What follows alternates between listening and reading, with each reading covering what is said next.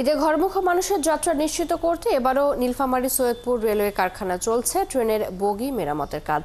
তীব্র জনবল সংকট থাকলেও এরই মধ্যে ট্রাফিক বিভাগে হস্তান্তর করা হয়েছে লক্ষ্যমাত্রার ১০০টি বগি। বাড়তি আরও ৩০টি বগি মেরামতের কাজ চলছে। এসব বগি রেল বহরে যুক্ত হলে ঈদযাত্রা নির্বিঘ্ন ও স্বস্তিদায়ক হবে, এমনটাই আশা কারখানা কর্তৃপক্ষের। বিজয় চক্রবর্তী কাজলের তথ্য ছবিতে প্রতিবেদন। নীলফামারীর সৈয়দপুর রেলওয়ে কারখানার ২৯টি ওয়ার্কশপে এখন কর্মব্যস্ত। ত্রুটিপূর্ণ এবং জরাজীর্ণ বগিগুলো শ্রমিকদের নিপুণ মেরামতের পর ফিরে পাচ্ছে নতুন জীবন। আসছে ঈদুল আজহায় ঘরমুখী মানুষকে নিরাপদে পৌঁছে দিতেই তাদের এই প্রচেষ্টা। তবে জনবলের তীব্র সংকট থাকায় হিমশিম খেতে হচ্ছে শ্রমিকদের।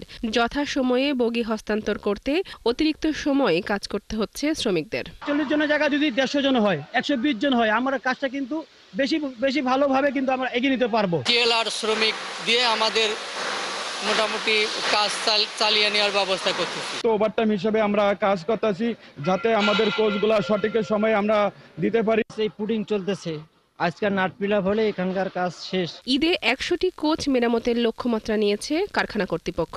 নির্ধারিত সময়ের আগেই সেসব মেরামত শেষে পাঠানো হয়েছে রেলের ট্রাফিক বিভাগে। এখন চলছে অতিরিক্ত আরও ৩০টি বগি মেরামতের কাজ। আমরা অতিরিক্ত হিসেবে আরও ৩০টা কোচ আউটটানের টার্গেট নিয়েছি, যাতে অতিরিক্ত যাত্রী রেলে তারা চলাচল করতে পারে এবং ঘরে ফিরতে পারে। মেরামত হওয়া এসব বগি ঢাকা থেকে বিভিন্ন রুটে রেল বহরে যুক্ত করা হবে বলে জানিয়েছেন কারখানাটির বিভাগীয় তত্ত্বাবধায়ক। মূলত ঢাকা থেকে বহির্মুখী ট্রেনগুলোতে যুক্ত হবে। এছাড়াও ইন্টারনালি যে ট্রেনগুলো আছে রূপসা সীমান্ত থেকে অন্যান্য তিতুমির বরেন্দ্র, এগুলোতে আশা করি অতিরিক্ত কোচ সংযোজিত হবে। দেশের সবচেয়ে বড় এই রেল কারখানাটিতে ৩,২২০ জন নিয়োগের কথা থাকলেও কাজ করছেন মাত্র ৮৫৪ জন, আর অস্থায়ী শ্রমিক রয়েছেন ২১০ জন। বনশ্রী হালদার, ৭১। এ বিষয়ে আরো জানাতে আমাদের সাথে নীলফামারী থেকে যুক্ত আছেন সহকর্মী বিজয় চক্রবর্তী কাজল। বিজয়, এখনো পর্যন্ত বগি মেরামতের কাজ কত ভাগ শেষ হয়েছে এবং ঈদের রেল যাত্রা নিয়ে সার্বিক প্রস্তুতি কেমন দেখছেন জানাবেন।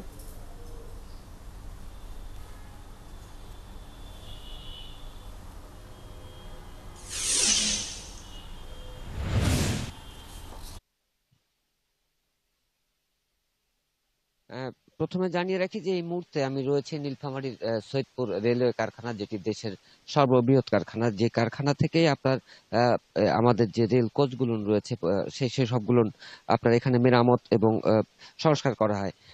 আমরা এখন পর্যন্ত যেটি কারখানা কর্তৃপক্ষের সাথে কথা বলে জেনেছি, তারা যেটি জানিয়েছেন যে এই মুহূর্তে তাদের যে লক্ষ্যমাত্রা ছিল ১০০টি কোচ, সেটি তারা ইতিমধ্যেই রেলবহরে যুক্ত করেছেন এবং অতিরিক্ত যে ৩০টি কোচ তারা আরো কাজ করছিলেন, সেগুলো মোটামুটি তাদের শেষ পর্যায়ে এবং সেগুলো সেই কোচগুলো ইতিমধ্যে তারা রেলবহরের কাছে যে ট্রাফিক বিভাগ রয়েছে সেখানে তারা হস্তান্তর করে দিয়েছেন।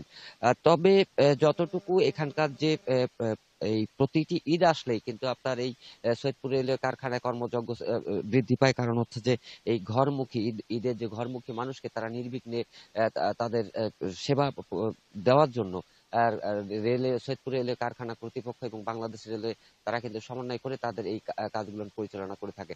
বিশেষ করে যে রেলের যে কোচগুলো রয়েছে সেই কোচ যে পুরাতন কোচগুলো রয়েছে সেগুলোকে আরো নতুন করে সংস্কার করে তারা কিন্তু এই কাজগুলো করতে থাকে।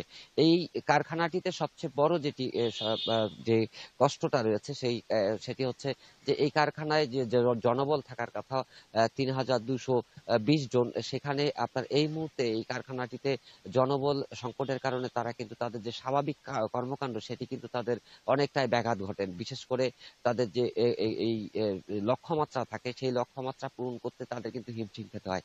বর্তমানে এই কারখানাটিতে যে জনবল রয়েছে সেই জনবলের বিপরীতে আপনার ৮৫৪ জন মাত্র আপনার স্থায়ী জনবল রয়েছে।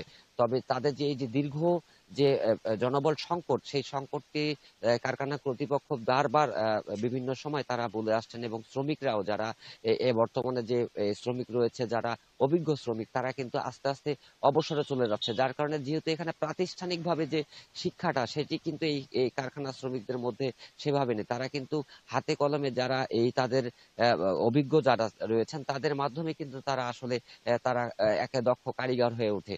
যে কারণে তারা কারখানা কর্তৃপক্ষ বারবার তাদের যে চাহিদা, জনবলের যে চাহিদা, সেটি বারবার তারা কিন্তু বলে আসছে, এবং সম্প্রতি নিয়োগটা না হওয়ার কারণে তাদের কিন্তু এখন পর্যন্ত সেই কাঙ্ক্ষিত যে জনবল, সেটি তারা এখনো পায়নি।